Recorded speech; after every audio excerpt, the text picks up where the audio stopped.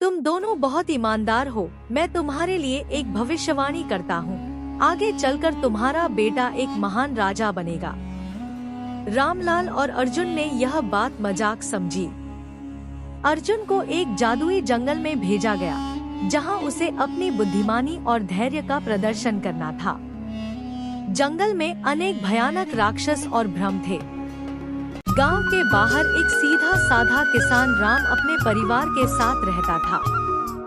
रामलाल अपनी ईमानदारी और मेहनत से पूरे गांव में प्रसिद्ध था।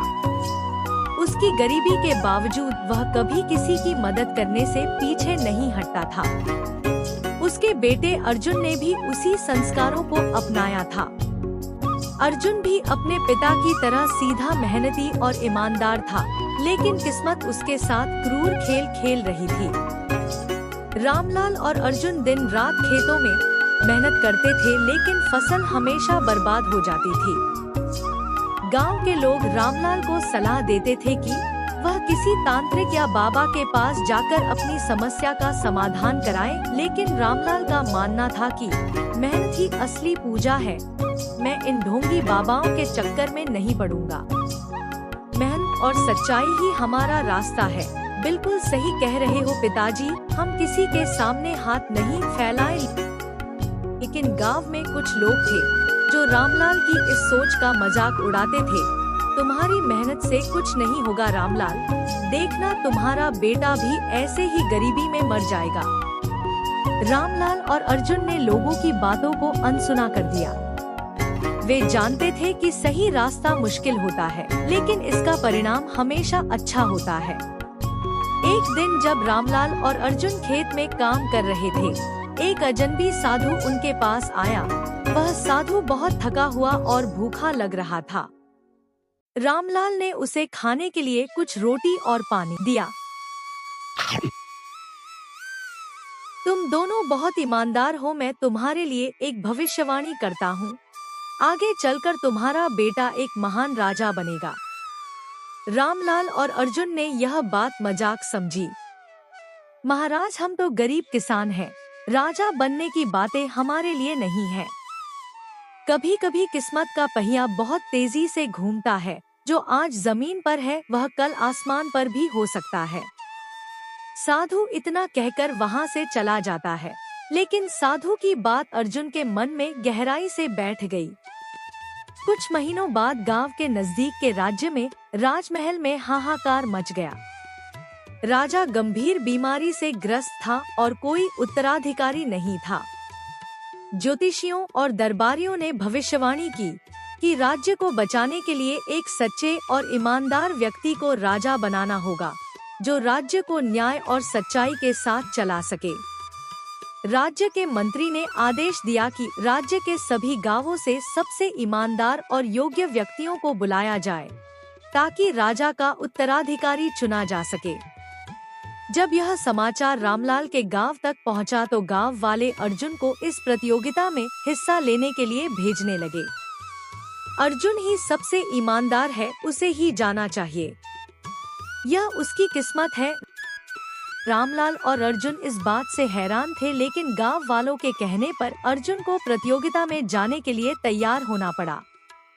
राजमहल में अर्जुन का स्वागत बहुत गरिमापूर्ण तरीके से हुआ। उसे और बाकी प्रतियोगियों को 3 परीक्षाओं से गुजरना था। पहली परीक्षा थी सत्य की। राजा ने अपने मंत्रियों को एक जटिल समस्या सुझा और सभी से उसका हल ढूंढने को कहा। अधिकतर प्रतियोगियों ने चतुराई से उत्तर दिया, लेकिन अर्जुन ने सच्चाई और ईमानदारी से कहा, वह समस्या इतनी गंभीर है कि इसका कोई आसान हल नहीं है।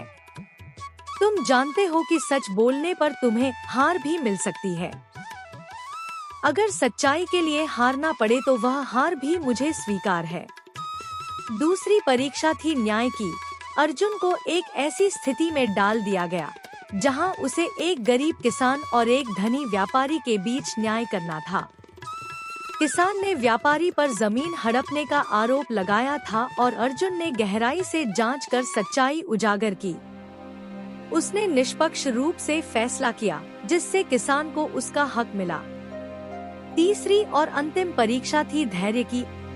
अर्जुन को एक जादुई जंगल में भेजा गया, जहां उसे अपनी बुद्धिमानी और धैर्य का प्रदर्शन करना था।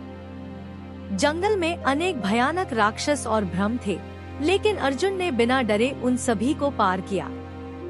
अर्जुन की ईमानदारी, न्यायप्रियता और धैर्य ने उसे बाकी प्रतियोगियों से अलग कर दिया। राजा ने उसे अपने पास बुलाकर उसका सम्मान किया और अपने उत्तराधिकारी के रूप में घोषित किया। तुम्हारे जैसे सच्चे और ईमानदार व्यक्ति को ही इस राज्य की बागडोर सौंप चाहिए। आज से तुम इस राज्य के राजा हो। अर्जुन की आंखों में आंसू थे। उसे अपने पिता की शिक्षा याद आई। यह सब मेरे पिता की दी हुई शिक्षा का परिणाम है।